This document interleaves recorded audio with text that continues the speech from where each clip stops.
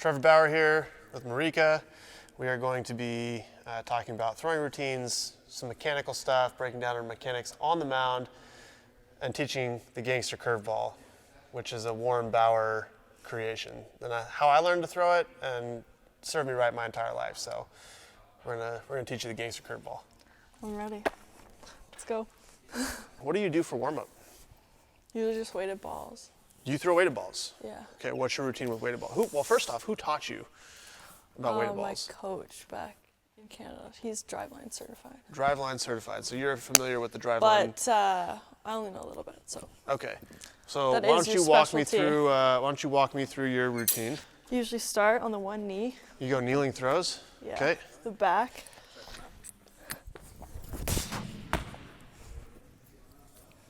How many do you do here? Like 5 or 6. And then I switch to the next one. I go back to it after. I like the violence. I like the violence. Most people, when they do reverse throws, they're just like, oh, like this. Like, no, you're trying to like get something out of it, you know. So I like that. I still haven't seen you throw, so I gotta watch that. But all right. Clickbait. Coach Bauer teaches me how to throw weighted balls. You're kind of like out here with Yeah. it, right? So the ball is going to travel from outside of your body and hit the wall. So as long as you're not cutting it, the ball should bounce back kind of straight on this side of your body. So when you throw it, if you put your glove back there, Okay. you can catch it. Gotcha. And then it's just a real seamless catch, like one solid motion. Didn't work. If you just kept your glove there at the end, you moved it, and Yeah. you moved it right off where the ball is. It was there? Yeah, you were right on it. There we go. There it is. There it is. Here right now I'm working on not letting my back leg collapse when I throw. We'll start with the back leg. We'll see how that goes. Again, every time you are throwing, you're pulling the ball Yeah. across. All right, so it'd be good if you set your eyes on a target here. I'm assuming you don't usually lock your eyes on a target No. when you're doing it, because most people don't. They're just kind of warming up. But if you can find a way to lock your eyes on a target, it should help you get away from the cutting action. Okay. The other thing is people have a tendency to throw and want to watch the ball, and so it stops their shoulders from rotating, Keep right? going. And so the reason I invented catching it behind my back is so that it gave me a reason to continue my shoulder rotation Okay. all the way through, as So opposed there's to like. purpose behind the catch. Of course. It's style points, but it's also on Okay, purpose. okay. So I'm gonna grab some tape here. Give me a second. Spring and reinforcements. Would rate a good review on Yelp. Sometimes some visual aids help. Cutting the ball off and pulling the Yeah. ball across your body is generally a couple things. It's either your torso is rotating before your lower body finishes, or it's lack of shoulder rotation. There's two ways to go about this and two coaching tips. One, you can start thinking about the way your body's functioning internally. Like, okay, so I know my hips aren't going and I know my shoulders, and I'm thinking about all that stuff. The other way is to set an external cue and let that guide your body into making the changes that you need. So we have an external cue here.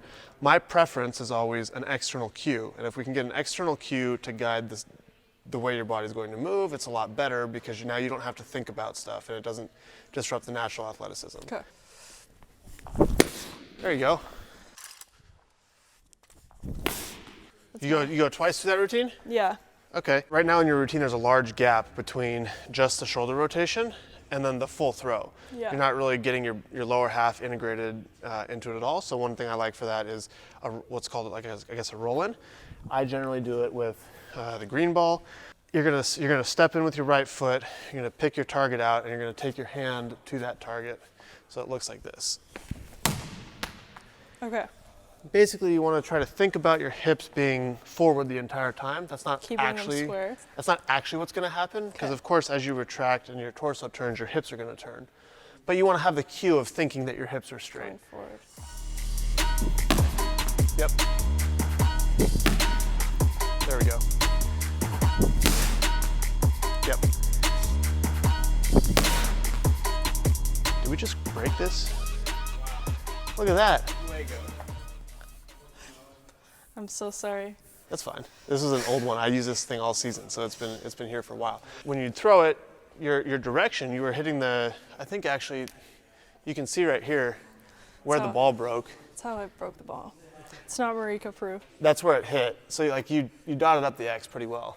And so this shoulder rotation, allowing your shoulders to basically replace each other, is gonna be very beneficial. That's what I see on the warm-up side of things. You wanna play catch?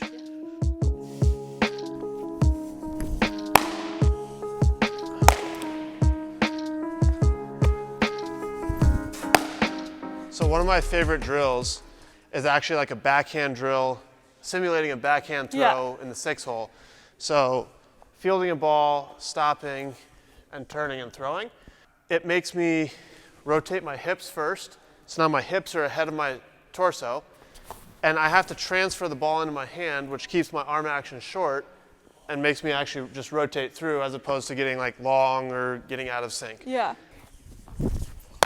Yep. And then I'll do catcher throws where I'm He's getting ready for the catching part. adding a little bit of movement like this, where you're having your hips rotate, keeping them in front of your shoulders, and having an external focus of like, okay, I'm trying to hit the logo on your chest, is what my eyes pick up, right? So if you want it to be the head, if you want it to be the hip, if you want it to be the glove, whatever, just have some sort of external focus and do some sort of athletic movement. And that should, like, without having to think about it, it should tighten everything up and get rid of the pull. Automatically corrects it almost without thinking about it. For sure, Yep. for sure. I haven't learned that much about like throwing anything since like I was so young, because like they kind of just stop. I think that's the one thing is like once you get to college, it's kind of like you're off on your own, and I don't learn much anymore. So like to pick up knowledge, it's like pretty cool to like keep learning. Yeah. You see a lot of young girls are taught to throw improperly, and they're taught to like get their arm like way up here, so they get this like elbow above the shoulder line, and then it's like there's no power coming through, and their arms kind of hurt. A lot of like leaning forward, kind of like this, and pushing the ball, or you see like kind of elbow in and like pushing the ball kind of like this. Don't see any of that, which is super encouraging. Check out my 0 ERA in college, one inning. All right, you wanna learn a pitch? You wanna throw some off the mound? What else? Yeah. What else can I help with? What do you want to learn? Yeah, let's throw some off the mound. Throw some off the mound. Yeah. All right. You're getting into my realm now. This is where I exist. This is where I live. You occasionally get up here sometimes. Yeah, I've heard. sometimes, every now and then. Got a radar gun behind the mound with the radar board on, so you can judge your intensities. That's what I usually do. So I have different levels in my training program. Sometimes I'm at a max intent where I'm trying to see what number I can get. Sometimes I want to be at 80%, whatever the case is. And then we got a tee with a ball on it. And now I like this better than throwing to a catcher because it forces you to pick a singular focus. Again, what we talked about with the X on the wall, the external focus. So I sit here and I try to throw and knock the ball off the tee with each pitch. I'm actually going to take some film of you from the side and from behind. We'll do a quick mechanical breakdown. Okay. And then we'll jump into some of the like curveball stuff because I think that'll be pretty fun.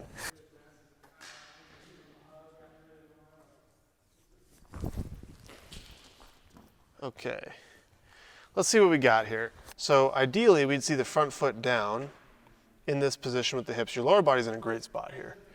But we'd see the torso be more in like this position, closed off wise. More closed off. Right, and so this is kind of what we talked about a little bit earlier with the cutting.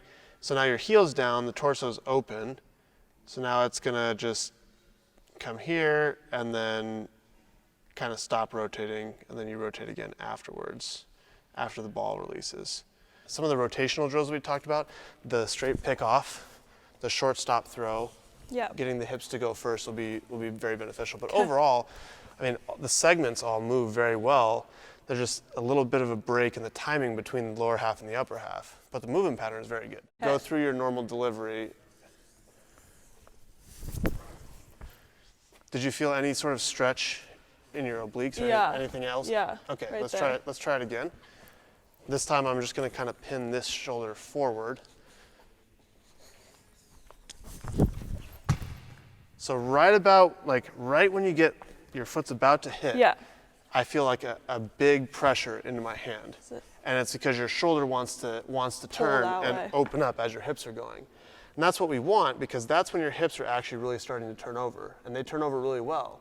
But as they're turning over, your torso is going with them, and that's where I feel the pressure into my hands. So when I put pressure on your shoulder, you should feel like a little bit of stretch, kind of like, oh man, that like You felt that. stretched in my oblique here. Some people feel on this side, but you should feel a little bit of a delay where it's like, oh, hips and then shoulders, kind of awkward. Yeah.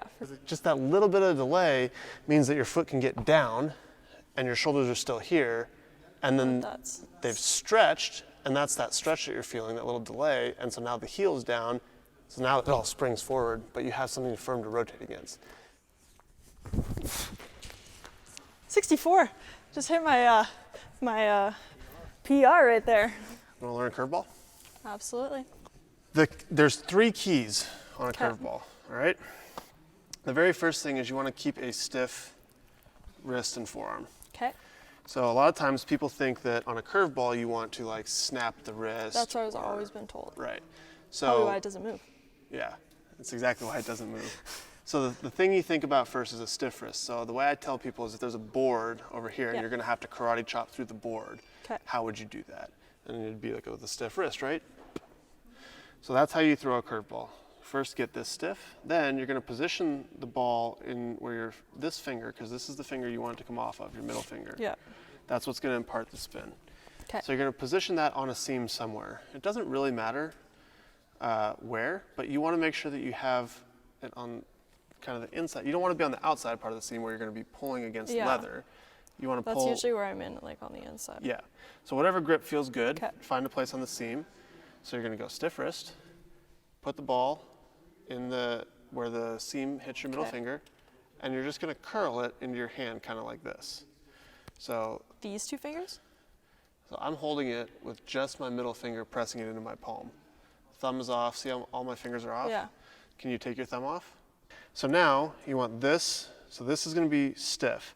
It's not going to be cocked this way or this way. It's just in a neutral position, stiff wrist. Yeah. And now what you have is what my dad likes to call, you have a gun right here. The pistol. Yeah. And you're basically just going to shoot, when you throw this, you're going to shoot whatever target you want to throw it at. Okay. And what's going to happen here is when you're in this position, you see how my finger is in front of the ball? Yeah. So when I shoot the target, pow, this ball is going to roll out of my hand and have topspin. Okay. So I don't have to do anything. From this grip, I don't have to do anything with my wrist. I just throw the ball, and if I shoot right at you, see how it has a topspin? Yeah. So try that real quick. Exactly. So you see how you can create spin without doing anything with your wrist? Yeah. Just the orientation in your hand. The next step in throwing a curveball is you want to divide the ball in half with your thumb and your middle finger. And my thumb, so this is on the inside part of the seam, and my thumb goes on this seam. So now Okay. when you look at it, it's split.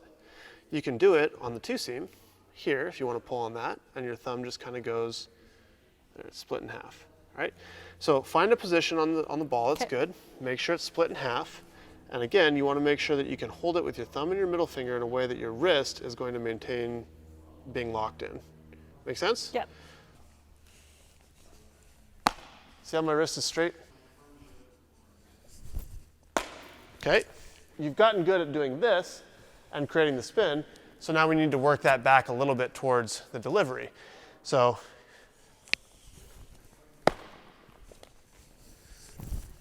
very good. Next, we're going to go just to a normal throw. Okay. Start in your normal throwing position, point, and then go through your arm swing and finish the throw, but make sure that finger, like as you're releasing it, points towards me and then follow through.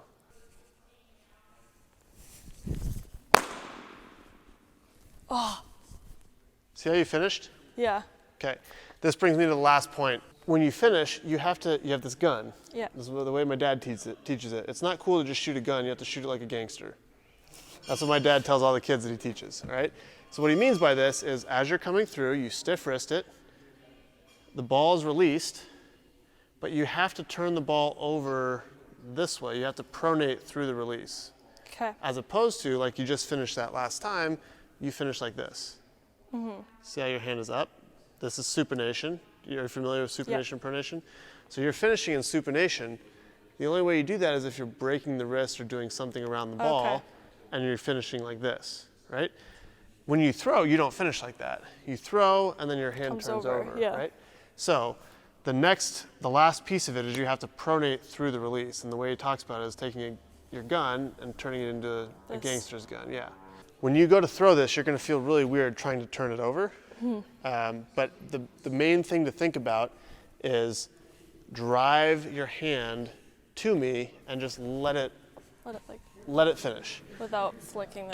Don't stop, right? Yeah, exactly. Okay. It's time to rip it.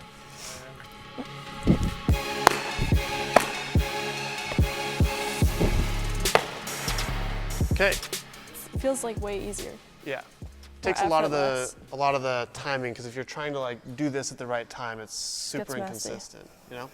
So those are the 3 keys. I'll let you tell them back to me. What are the 3 keys of a curveball? All right. First of all, we start off with a stiff wrist. Yep.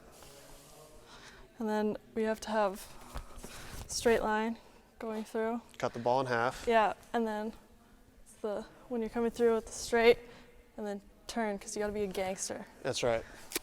Yeah, shoot him with the gangster gun. So that's the Warren Bauer Gangster Curveball, and that's how I learned to throw it. So that's what I got for you on the curveball. That's sweet.